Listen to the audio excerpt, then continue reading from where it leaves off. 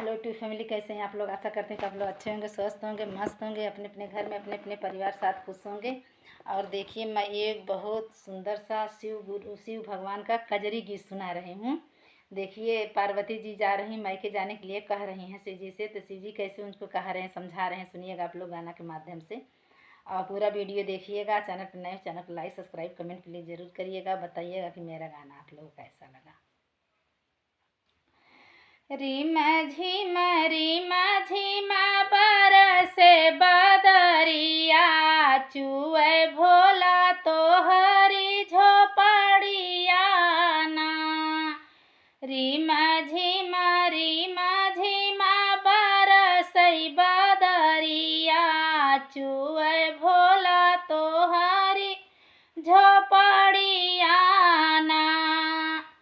चुए भोला तोहरी झोपड़िया ना, चुए भोला तोहरी झोपड़िया ना। रिमा झिमा बरसई बदरिया, चुए भोला तोहरी झोपड़िया ना। रिमा झिमा बरसई बदरिया, चुए भोला तोहरी झोपड़िया ना।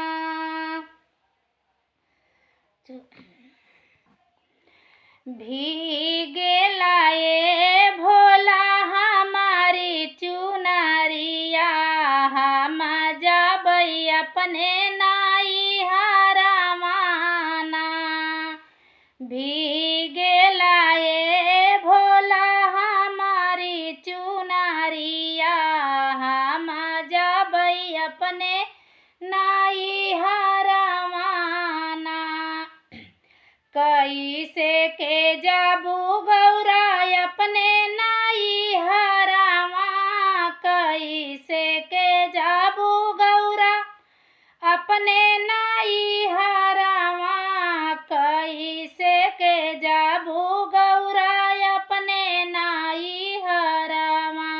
गंगा मैया मारत लय हो रावना, कैसे के जाबू गौरा अपने नाई हरवा।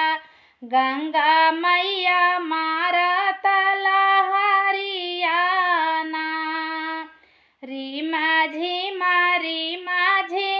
बरसई बदरिया, चुए भोला तोहरी झोपड़िया ना। रिमा झिमा बरसई बदरिया, चुए भोला तोहरी झोपड़िया ना। चंदन काठ के नैया बनवई बे, नैया बनवई बे हो, नैया बनवई बे। चंदन काठ के नैया बनवई बे, चली जाबै अपने नाई हरवाना। चंदन काठ के नैया बनवई बे, चली जाबै अपने नाई हरवाना। रिमा झिमा बरसई बदरिया, चुए भोला तोहरी झोपड़िया ना। टूटी जई है नाई आयर, डूबी जाबू गौरा, टूटी जई है नाई, अरे डूबी जाबू गौरा, टूटी जई है नाइया हो, डूबी जाबू गौरा। गंगा मैया देई है लहरिया ना। टूटी जाई नाइया ये, डूबी जाबू गई, डूबी जाबू गौरा। गंगा मैया देई है